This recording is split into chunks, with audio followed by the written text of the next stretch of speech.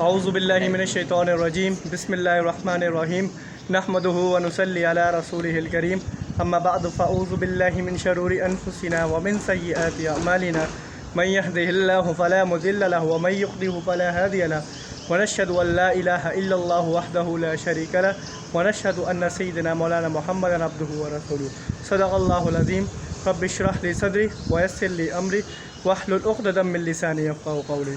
معزز سامعین، ہمارے درمیان عبدالحفیظ صاحب بھائی، ہمارے محترم بھائی موجود ہیں۔ سب سے پہلے تو السلام علیکم۔ وعلیکم السلام۔ کیسے ہیں جناب؟ ٹھیک ہے الحمدللہ، آپ سنائیں؟ الحمدللہ۔ باقی اور آپ لاسٹ ٹائم کب آئے؟ بقرعید والے دن آئے تھے نا؟ نہیں، لاسٹ ٹائم جس افراز کے ساتھ جو ملے تھے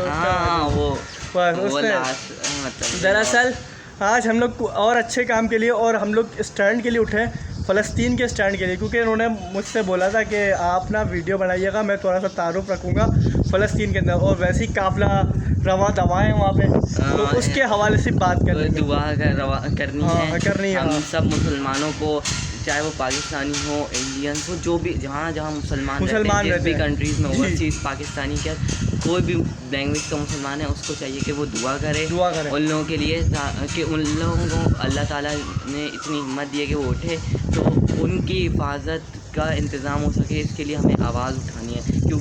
اور حفاظت کس لیے؟ اس لیے کہ ان پر اٹیک ہو چکا ہے۔ صحیح ہے، اٹیک ہو چکا ہے۔ اور دراصل جو قافلہ گزرا عبدالحفیظ بھائی، میں آپ سے تھوڑے سے کوشچن تھوڑے سے کروں گا، آپ کے پاس بھی ٹائم نہیں ہے اور میرے پاس بھی نہیں ہے دراصل، پر جب انہوں نے بولا تھا کہ عصر کے بعد ہم ویڈیو بنائیں گے، تو میں تھوڑے سے کوشچن کروں گا، یہ قافلہ کس طرح بنا، یہ جماعت کس طرح بنی اور کس طرح نکلا، اور اس کی موجودہ حالات ابھی کیا چل رہا ہے؟ جو سمندری علاقوں سے نکل کے جا رہا ہے قافلہ، یہ جو شاہین جو جا رہے ہیں مسلمانوں کے، جو مجاہدین جو جا رہے ہیں مسلمانوں کے اور فلسطین کے لیے مدد کرنے کے لیے، تو یہ کس طرح آپ بتائیں، تھوڑا سا ہمیں بھی رہنما کریں اور عوام کو بھی۔ بھائی دیکھیں یہ کہاں تک پہنچا اس کا علم تو لاسٹ ٹائم یہ اٹلی کا انتظار کر رہے تھے کسی ساحل پر، اب وہ اللہ بہتر جانتا ہے کیونکہ میں نے اپڈیٹ نہیں دیکھی، تو بس لاسٹ ٹائم یہ اٹلی کا انتظار کر رہے تھے، اور یہ خوشخبری بھی سنا رہے تھے کہ انہوں نے کتنے کلومیٹرز کہہ رہے تھے کہ اس کا سفر انہوں نے طے کر لیا،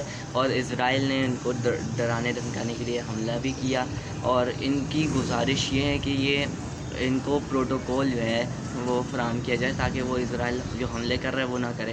باقی یہ ہے کہ یہ اپنی کوشش جاری رکھتے ہوئے روا دوا ہیں، اور ان کے پاس غزہ کے بچوں کے لیے اور ان کے یہ غزہ کے لوگوں کے لیے، چاہے وہ کوئی بھی بچہ، بوڑھا جوان، ہر کسی کے لیے تحفے، تحائف، کھانے وغیرہ کا سامان سب کچھ ہے، کیونکہ آپ جان سکتے ہیں کہ اسرائیل نے غزہ کا محاصرہ کیا ہوا ہے کہ یہ میں محاصرہ کروں، ان لوگوں کو بھوکا پیاسا رکھوں تاکہ یہ لوگ یہاں سے نکلیں اور ہم قبضہ کر سکیں، تو اس لیے اس محاصرے کو توڑنے کے لیے انہوں نے ایسا کیا، اور اللہ تعالیٰ کے یہ چنے ہوئے لوگ ہیں، اللہ تعالیٰ نے انہیں چنا ہے اور اللہ تعالیٰ ان سے راضی ہوگا۔ اگر یہ اپنے مقصد میں کامیاب ہو جاتے ہیں تو یہ غازی کہلائیں گے، اور اگر یہ شہید ہو جاتے ہیں تو یہ شہداء میں شامل ہیں۔ اچھا، میں ایک اور سوال کروں گا کہ بھائی ابھی تک کی جو صورتحال آپ نے پوری بتائی، آپ نے پورا مطلب کہ ساری چیزیں بتائیں، اب جو قافلہ آخر تک کے تو پہنچ گیا، اب اور اپڈیٹ نہیں ملی آپ کو، جیسے کہ کوئی ایسی چیز اس کا بھی پتہ نہیں لگا؟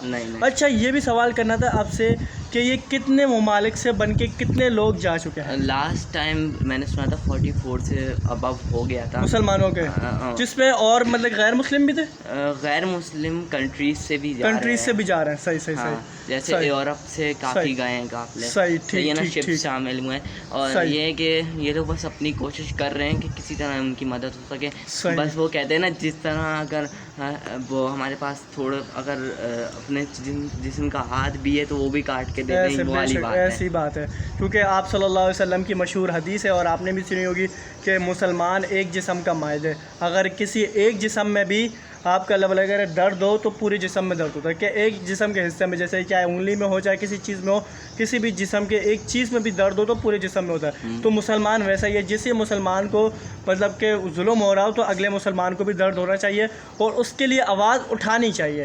تو میکسیمم آپ کے پاس جیسے کہ سوشل میڈیا کی طاقت ہے، سوشل میڈیا کے اوپر اٹھائیں، اگر آپ کے پاس ویسی ہاتھی قوت ہے جیسے آپ جا رہے ہیں تو اس کے اوپر آوازیں اٹھائیں، اگر وہ دونوں بھی نہیں ہے، آپ اتنا مطلب کہ گر چکے، مطلب کہ اتنا وہ نیچے ہو چکے ہیں، آپ کے پاس اتنی طاقت ہی نہیں بچی ہے जिस तरह फिर आप दुआ करने की कोशिश करें, कि दुआ करें, कोशिश नहीं करें दुआ, ताकि आप लोगों को भी और हमें भी अल्लाह ताला सब्र दे और ऊपर से उन मुजाहिदीन के साथ खड़ा होने की वो करे। और बाकी ये कि यही सवालात थे, बाकी और कोई अपडेट है तो शेयर कर दें इनको अगर कोई है। नहीं, बाकी कोई अपडेट नहीं है। बहरहाल उनके लिए दुआ करनी है कि वो हाँ। सलामत पहुंच जाएं और अपने वतन वापस लौट आएं। अल्लाह ताला उनकी बस हिफाजत मदद करे, क्योंकि जो है ना, जो इजराइल की हरकतें हैं आपको पता है कि वो इंसानियत तो बेच के खा गए। हाँ, इंसानियत करके भी हदें उसने तोड़ दी। उसने बच्चों को मारा, औरतों को कत्ल किया, सब को कोई किसी का भी लिहाज नहीं किया, बूढ़ों का भी लिहाज नहीं किया। देखें यार, उसने ये तक नहीं सोचा कि एक इंसान होने के नाते, चलो मुसलमान हैं लेकिन एक इंसान होने के नाते हम रहम ही करते हैं, वो रहम तक उसने ऐसा ही है, ऐसा ही है। बस अल्लाह ताला अगर इन ज़ालिमों को हिदायत देना चाहता है तो हिदायत दे दे और सीधे रास्ते में ले। अगर इनके मुक़द्दर में हिदायत नहीं है तो इनको ज़लील और रुस्वा और बर्बाद नसीब फरमा। बस हमारी दुआ है कि अहले फ़लस्तीन, अहले गज़ा और तमाम उम्मत मुस्लिमा की हिफाजत फरमा और दीन को गालिब नसीब फरमा। कायद का कॉल के जब तक वो फ़लस्तीन को आज़ादी नहीं दे देते, हम इज़राइल को तस्लीम नहीं करेंगे इंशाअल्लाह। वमा अलैना इल्लल बलागुल मुबीन।